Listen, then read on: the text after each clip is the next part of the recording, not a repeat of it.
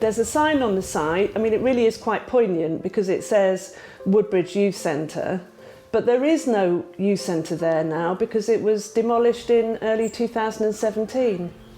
When we saw the bulldozers coming down on that building and we realised that nobody was going to replace it and that 30 groups were going to be made homeless, it was impetus enough. Basically, I called a public meeting and the community came together and Jetty Lane was born out of that. At the moment, there are 2 porter cabins, which are the temporary home of the children's charity who are going to be based at Jetty Lane. And they were made homeless when the old Woodbridge Youth Club was knocked down, and they have to stay in those porter cabins until Jetty Lane is built. Well, I have a long-term involvement in Woodbridge, stemming way back to the original Woodbridge Youth Club, which had a very important part to play for young people in the town of Woodbridge. And it's that legacy that I want to see, which was formed way back in 1949. There's definitely a hole in Woodbridge for a building like this. Since the youth club went, there are people that used it before that have got no homes to go to now.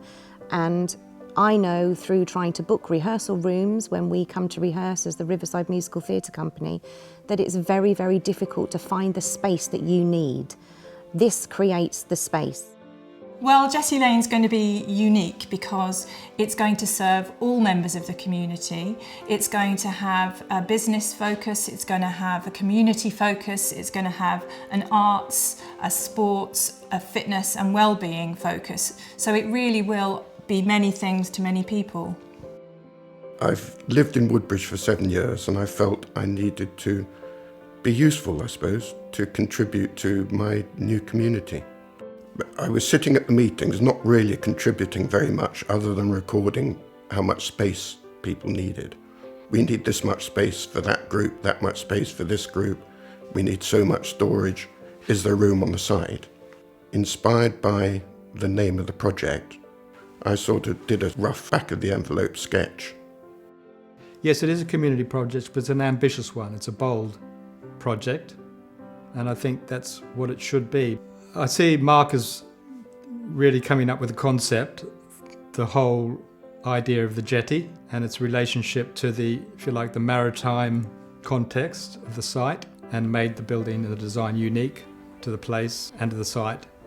I see it very much part of if you like, a leisure precinct, and it fills a gap in, if you like, in Woodbridge, where it's providing very much flexible spaces, facility for both youth, arts and community, which complements other facilities in the immediate area. You know, it all comes together as a very much a homogeneous precinct, everyone working together to create an amazing place in Woodbridge. I think it's really important that people understand that Jetty Lane is not for profit. It is here for the community of Woodbridge and the surrounding area.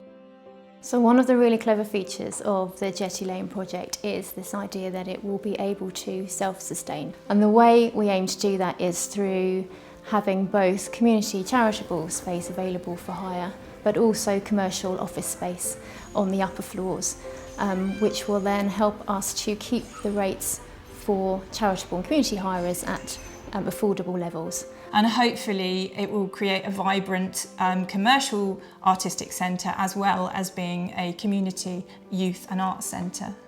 We have a number of people that have committed to hiring from us once the centre is built, which at this stage is really fantastic to have that commitment already.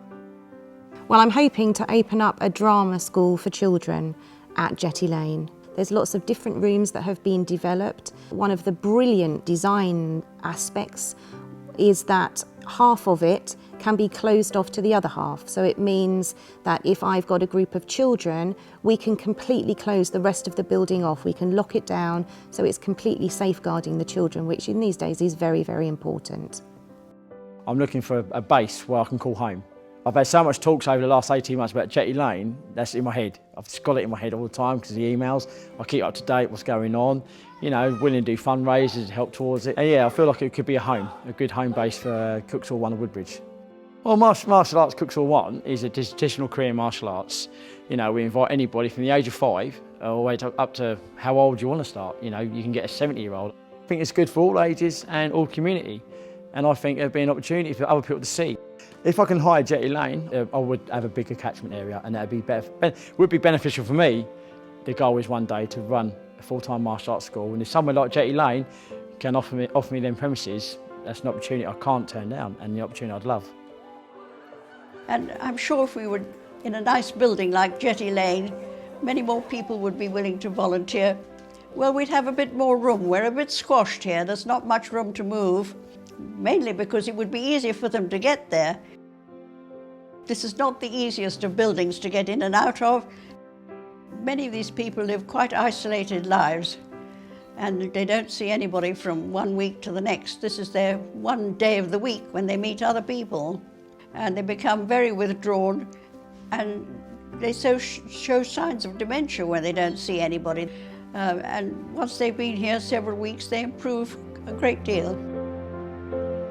Architecture is a people profession. It's nothing without what happens inside it, really. And when you can see people enjoying the spaces, having great fun, mixing with each other of all ages, that's an incredibly important thing for me, really, as an architect.